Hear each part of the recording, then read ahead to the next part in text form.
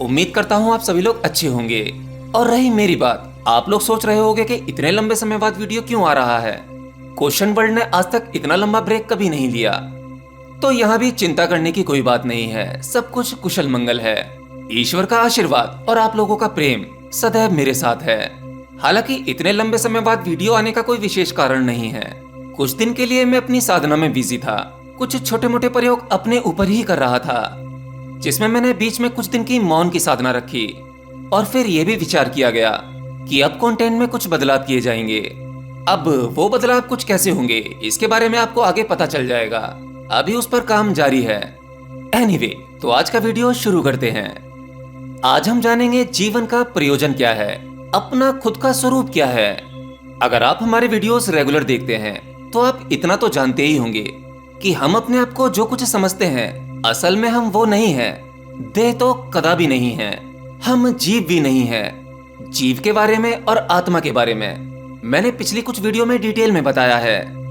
आप लोग कह सकते हो कि हम जीवन हैं। अगर इसे खंड किया जाए तो हम जीव प्लस न है। जीवन की अभिव्यक्ति सभी जीवों में सामान्य है। जैसे सभी मनुष्यों में आंख केवल देखने का ही काम करती है। अब हम में जो दृष्टि है, ये तत्व सभी प्राणियों में सामान्य है। उसी प्रकार से हमारे भीतर की जो शक्ति सभी उपकरणों से व्यक्त हो रही है, उनका उपयोग अलग अलग हो सकता है, लेकिन वो सभी प्राणियों में सामान्य है। देखो, सभी प्राणियों का शरीर पंच महाभूतों से ही बना है। अब ऐसा नहीं है कि किसी गरीब का शरीर 4.5 महाभूतों से बना हो और किसी अमीर का शरीर 5.5 या 6 महाभूतों से बना हो। इसलिए इनकी अभिव्यक्ति भी सभी मनुष्यों में सामान्य है। इसे आप ऐसे भी समझ सकते हैं। एक बार एक सन्यासी एक गांव में एक घर के पास जोर जोर से चिल्लाने लगे, अरे भाई, यहाँ कोई है? मुझे कोई रोटी दे दो, मुझे बहुत भूख लगी है। तब वहां पर उस घर से एक महिला निकली और बोली, बाबा रुको, मैं अभी कुछ बना देती हूँ। उसने जल्दी जल्दी रोटियां बनाई और उस बाबा को दे दी। अब बाबा ने उसमें से एक भी रोटी नहीं खाई। वो सभी की सभी रोटियां दरवाजे पे खड़े एक कुत्ते को दे दी। अब वो महिला बोली, बाबा आपने ऐसा क्यों किया? बाबा बोले, क्योंकि वो कुत्ता भूखा था और मैं भी बहुत भूखा था। लेकिन ये जो भूख है, ये मुझ में और इस कुत्ते में सामान्य है। ऐसा नहीं है कि मेरी भूख अलग है और उसकी भूख अलग है। भूख एक तत्व है और इस तत्व की अभिव्यक्ति सभी प्राणियों में सामान्य होती है। ठीक उसी प्रकार निद्रा में भी जो डीप स्लीप अवस्था है, वो सभी प्राणियों में एक जैसी ही है। तो ये भी एक तत्व है, इसकी अभिव्यक्ति भी सभी प्राणियों में सामान्य है। तथा काम, मैथुन, बच्चे पैदा करना, ये भी सभी जीवों में सामान्य है। अब चाहे वो कीट पतंगा हो या मनुष्य हो, एक कीड़े को भोग में जो आनंद मिलता है, वो आनंद किसी मनुष्य के आनंद से या किसी हाथी के आनंद से कम नहीं है। इसलिए कुल मिलाकर 4 चीजें हो गईं, जो सभी प्राणियों में सामान्य है। इसलिए कहते हैं, आहार निद्रा भय मैथुनम सामान्य में तत्व, अर्थात आहार खाना पीना। देखो, जब से हम लोग इस जगत में जन्म लेते हैं, हम खाना पीना शुरू करते हैं और इस शरीर का निर्माण इस खाने से ही होता है। तो हमारे जीवन का पहला उद्देश्य बन जाता है भोजन। दूसरा, निद्रा। हम लगभग अपना आधा जीवन निद्रा में ही बिताते हैं और ये मानो हमारे जीवन का एक हिस्सा ही बन जाता है। तीसरा है भय, यानी डर, स्वयं को बचाए रखना। संसार के सभी उपद्रव स्वयं को बचाए रखने की वजह से हैं। ये सभी प्राणियों में सामान्य है। अब चाहे पशु पक्षी कीट पतंगे कोई भी हो या मनुष्य हो, सभी के सभी स्वयं की सुरक्षा की व्यवस्था करते ही हैं। अब इस संसार में कौन मरना चाहता है? कोई नहीं। चौथा जीवन का उद्देश्य जो आता है, बच्चे पैदा करना। अब जरा गहरे में जाकर आप इसमें ध्यान देना, क्या वास्तव में मनुष्य के जीवन का यही उद्देश्य है या इन चारों के अलावा मनुष्य जीवन का कुछ और भी प्रयोजन हो सकता है? जिस दिन ये प्रश्न आपको परेशान करने लगे, तो समझ लेना आपने उसी समय से आपने आध्यात्मिक साधना में प्रवेश करने का पहला कदम उठा दिया है। एक बात हमें बड़े ध्यान से समझनी होगी कि प्रकृति की लाखों करोड़ों साल की मेहनत के फलस्वरूप मनुष्य यानी हमें कुछ ऐसे उपकरण प्रदान किए गए हैं जो और किसी प्राणी समुदाय में नहीं है।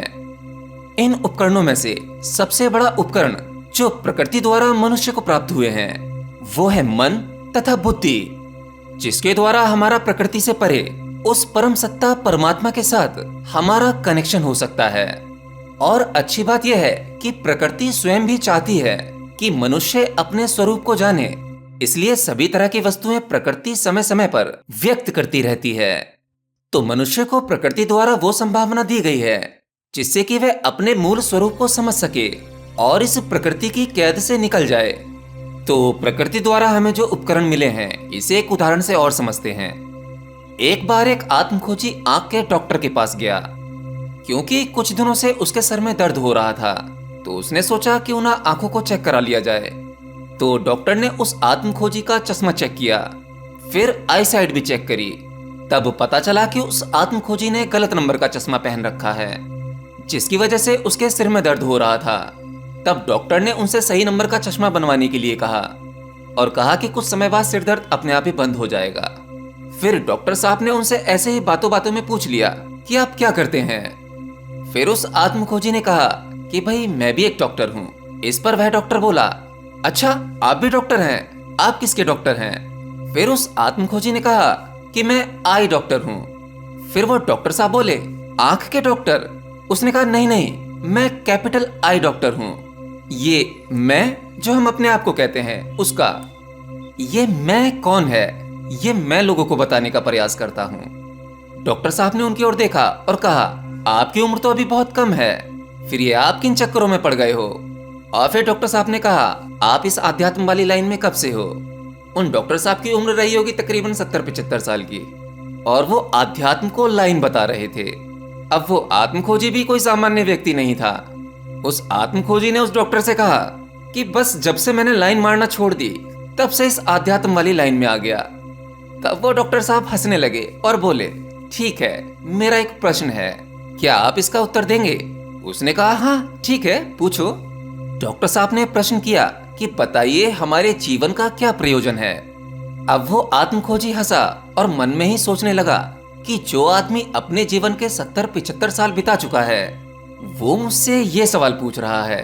अर्थात उस डॉक्टर ने 70 साल बिना किसी प्रयोजन के ही निकाल दिए। फिर उस आत्मखोजी ने कहा कि अभी आपने मुझे चश्मा बदलने के लिए कहा, इस चश्मे का क्या प्रयोजन है?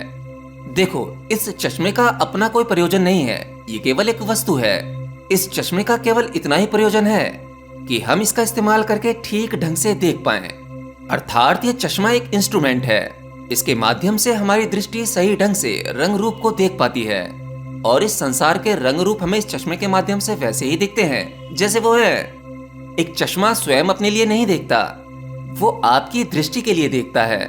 उसी प्रकार आपकी दृष्टि अपने आप प्रकाशित नहीं होती, ये दृष्टि भी चैतन्य के प्रकाश से प्रकाशित है। अर्थात आपकी आंखें और चश्मा ये केवल उपकरण मात्र हैं। इनके माध्यम से आपके भीतर ऐसा कुछ है जो सब कुछ ऑब्जर्व करता है, वही चैतन्य की शक्ति है। तो देखने वाला कौन हुआ? ये हुआ मैं, आई। हमने अपना पुराना चश्मा फेंक दिया क्योंकि वो हमारी आंखों में फिट नहीं था। फिर उस आत्मखोजी ने उन डॉक्टर से कहा कि सर, यही बात आप अपने जीवन के प्रयोजन पर लगाओ। हमारे जीवन का कोई प्रयोजन नहीं है अगर हम एक अनफिट इंस्ट्रूमेंट हैं। ठीक उसी खराब चश्मे की तरह हमारे जीवन का प्रयोजन उस दिन बन जाता है जब हम परमात्मा को प्रकट करने का एक इंस्ट्रूमेंट बन जाते हैं। जिस दिन हम परमात्मा को प्रकट करने का एक लायक माध्यम बन गए, उसी दिन हमारे जीवन का प्रयोजन पूर्ण हो जाता है। एनलाइटनमेंट होना किसे कहते हैं? लाखों करोड़ों लोगों में जो व्यक्ति स्वयं को जान पाता है या कहूं एनलाइटेंड हो जाता है, उसका केवल इतना ही अर्थ होता है कि परमात्मा उस इंस्ट्रूमेंट के माध्यम से, अर्थात उस शरीर, उस व्यक्ति के माध्यम से संसार में रिफ्लेक्ट होने लगता है। और आज हमारे पास में इसके लाखों उदाहरण हैं। चाहे आप वेद पुराणों में उठा लो, भगवान राम, भगवान श्री कृष्ण, बुद्ध, महर्षि रमन, रामकृष्ण परमहंस, जय कृष्ण मूर्ति आदि जैसे लोग, इन सबके माध्यम से परमात्मा रिफ्लेक्ट हुआ या प्रोजेक्ट हुआ। हम या हमारा मन परमात्मा की जिस तरह की व्याख्या सोचता है, परमात्मा वैसा नहीं है और ना ही वैसा कभी किसी को मिलेगा और ना मिला है। अर्थात परमात्मा कभी मिल नहीं सकता या उसे देखा नहीं जा सकता, ना ही वो समझने की वस्तु है। केवल स्वयं ही परमात्मा हुआ जा सकता है। जब मनुष्य के सभी आवरण गिर जाते हैं और वह परमात्मा के समीप सहज हो जाता है, फिर हम कुछ करते नहीं हैं। फिर परमात्मा अपने माध्यम से हमसे कार्य करवाता है, करता मिट जाता है। फिर ये जीवन की धारा बहिर्मुखता से हटकर, यानी इस भौतिक संसार से हटकर अंतर्मुखी हो जाती है, और फिर ये प्रेम और आनंद के द्वारा जगत में अभिव्यक्त होती है। इसलिए हमारे जीवन का एकमात्र प्रयोजन केवल यही है कि हम ऐसे लायक बने, ऐसा इंस्ट्रूमेंट बने कि परमात्मा हमारे माध्यम से प्रकट होने के लिए मजबूर हो जाए। और ये तभी संभव है कि जब हम परमात्मा द्वारा प्रकट उपकरणों मन, बुद्धि, इंद्रियों को कर्मों के द्वारा शुद्ध करके अंत में इन सभी उपकरणों को उस परमात्मा में ही मिला दें। तभी आप परमात्मा के लिए एक अच्छे उपकरण बन सकते हैं। नहीं तो आप वस्तुओं की तरह रिसाइकल होते रहेंगे।